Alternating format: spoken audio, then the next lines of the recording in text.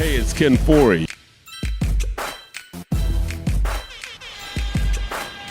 You're watching the Midnight Hustle. Hustle, baby, hustle.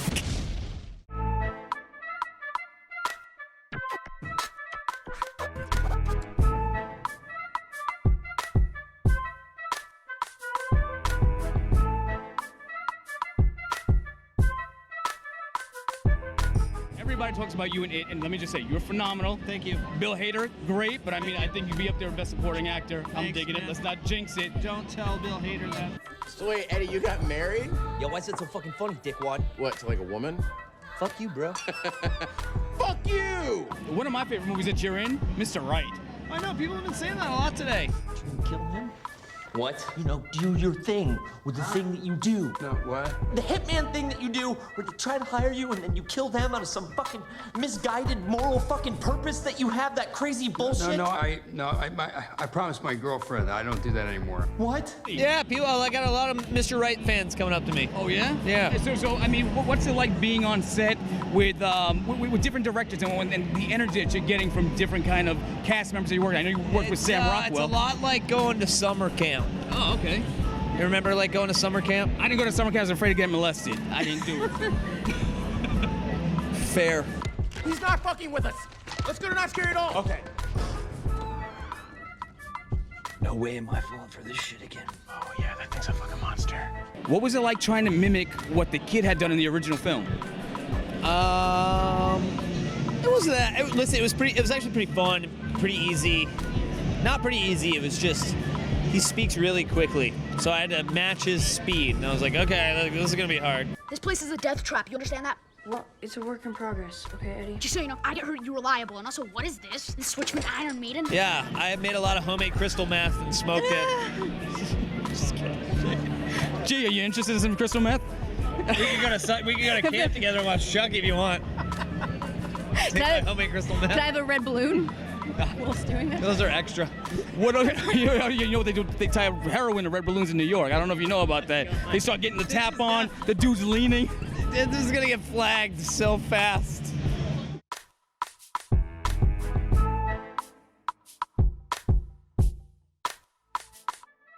There was a lot of buzz going around Jordan Peele starting this new Candyman, and fans were in an uproar. How can you do Candyman without Tony Todd? This is bullshit.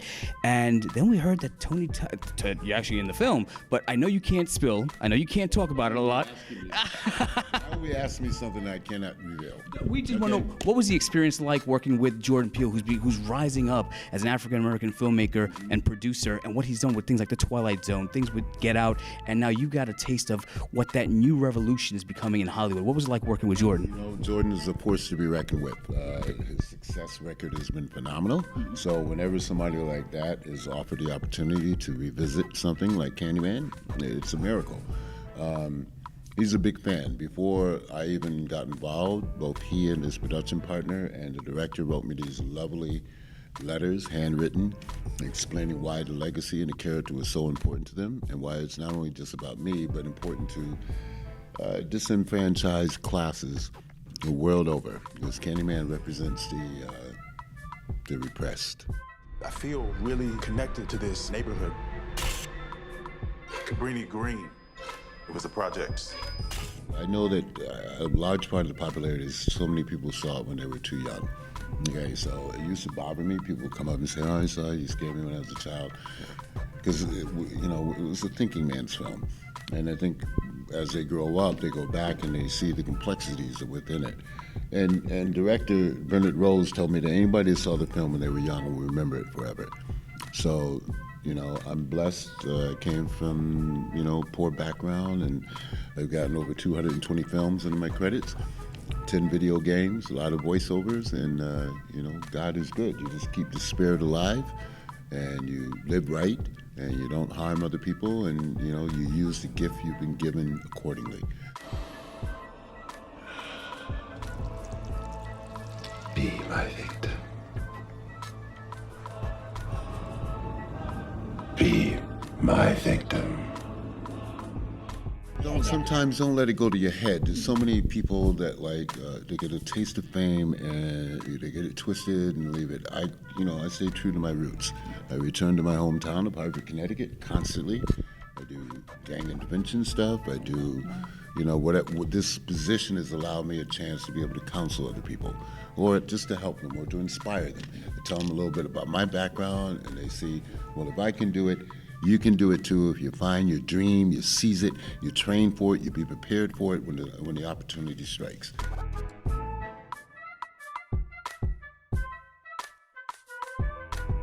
We've been here at Spooky Empire all day long. We've been waiting to talk to these guys because it's the 35th anniversary of Stay Hungry. So many legendary tracks. Georgia, I know you're a big fan, and we've got Dee Snider in the house with the rest of the crew. Twisted Sister from New York. 35 years.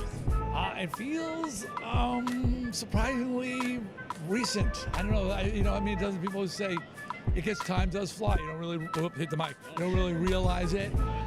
The memories are fresh, the scars are fresh, and the album's had incredible longevity.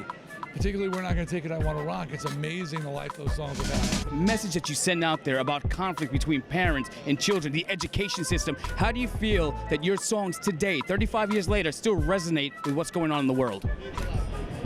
We're Not Gonna Take It has become the go-to song for rebellion of any kind. So anytime somebody's taking something from somebody else, they go to We're Not Gonna Take It, and that is by design. I may have been singing about my parents in school and things like that, but I've seen teachers use it in protest for their causes. I've seen politicians use it. I've seen at sporting events, it's the go-to song. Your team's down by 2, we're not gonna take it. Yeah. So, but that was by design. I never wrote anything specific. I remember Rolling Stone's review was "What from whom." A lot of people out there, they talk a lot of shit about the glam, the glam rock, glam metal. I mean, what's the deal? Where do you want to put the stance on that now? Well, there are people who get upset by the labeling of hair metal. The guys in Cinderella, and I love Tom, and I love the guys, but dude, have you seen your photos? I didn't see a gun in your head in that Night Songs album. It wasn't like, they're making me dress like this. No, obviously the hair, the costumes, the clothing, so they call it hair metal. I say embrace it rather than reject it. To me, it was just metal when we started. There was no hair metal, but, just be glad that you're known for something.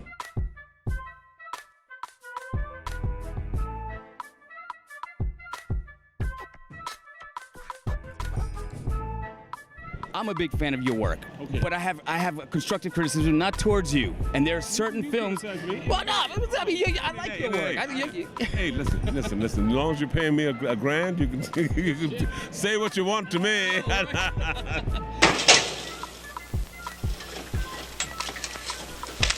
You never know. Money, money, money. I feel like there's certain films that should never be remade. Dawn of the Dead was one of them. What do you think of the feedback was in that film? It was a little harrowing. A lot of people were talking about, doing crazy acts, and, fans were in an uproar and they didn't want it to happen. Your movie was about 4 characters, but the 5th character was that mall. And I feel that Zack Snyder missed the entire opportunity there and missed the message of what that film was really about. When you leave the mall, you leave the mall. Okay, yeah, and it was kind of a surprise that they left it so suddenly, but I thought that they had so many other great shots that really were compelling, so I didn't miss it as much as I thought I would. But I did, but I said, okay, let's see what they're going to do with it, because it's their story now. They did pay homage to us, and it was a compliment, and I'll take it as that, and they don't have to imitate. Imitation is a form of flattery, and I think they imitated it as much as they could and put their own stamp with it, and it's a great horror film. Zach, when you hear this, hire me, damn it. I'm saying nice things. Zach, cut the check, man. There's some work out there, my guy. Check, Jack. Just about to check. Yeah.